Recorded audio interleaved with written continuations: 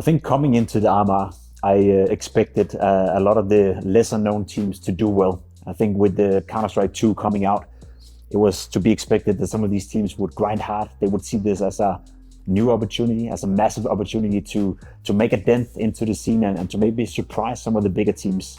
However, what we've seen so far and what we did see during Group A was that a lot of the favorites played well and a lot of the favorites made it.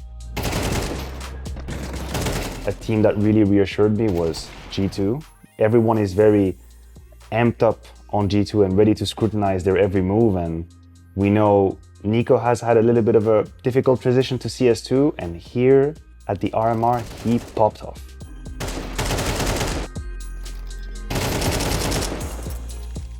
For Virtus.pro, we were all hoping for a reaction.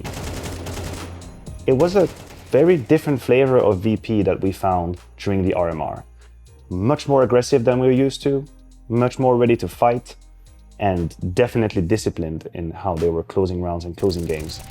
They made mincemeat of Na'Vi in a game that I thought would be much more competitive, but when you have a Fame that is performing the way he did at the RMR, and you know the value of Flip and Jame right behind him, that was a deadly recipe that nobody can handle, and I really hope that this is the VP that shows up in Copenhagen. Another positive is definitely FaZe, and the fact that they were able to sustain an incredible rhythm at the beginning of this year. You have to imagine, ever since they brought out Frozen, they've had very little time to practice.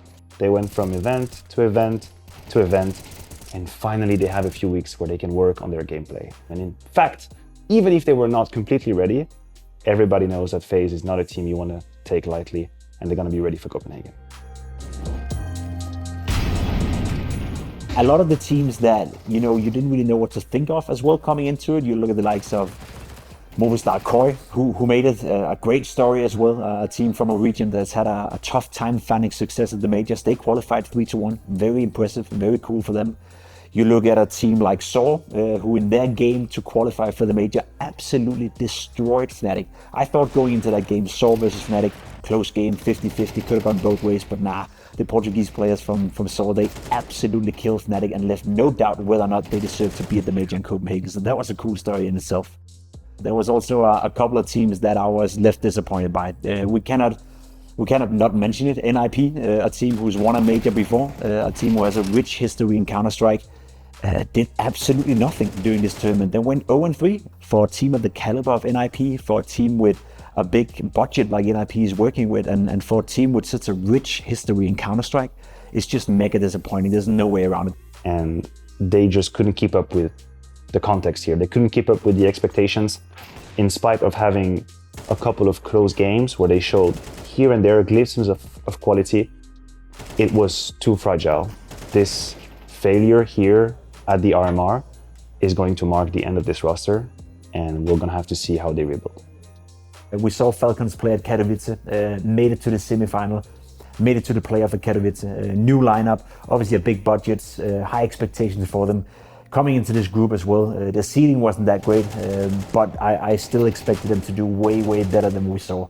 They also did not make the major. We're not going to see Sonic take on home turf major in Copenhagen. We're not going to see Magix, who, as a matter of fact, right now is the reigning champion of the major. He won with Vitality in Paris. He's the latest Danish player to win a major together with Dupree, and he didn't even qualify. It was very desolating to watch.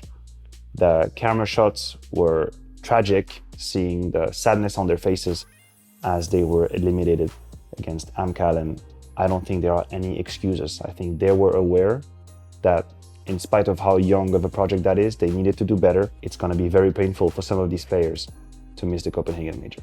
Apart from that, as said, I think it's great to see some of the big dogs, the favorites, making it to the major. You have Carrigan coming in with FaZe, obviously home turf in Copenhagen. He's played many times in Royal Arena as well. Same could be said for Huxi in G2. So we have some of these well-known Danish in-game leaders. For now, they've made it. Apart from Snappy, it's looking good for the Danes out there who are looking to see some of their favorite players inside the arena. I'm at least excited, and I cannot wait to get started.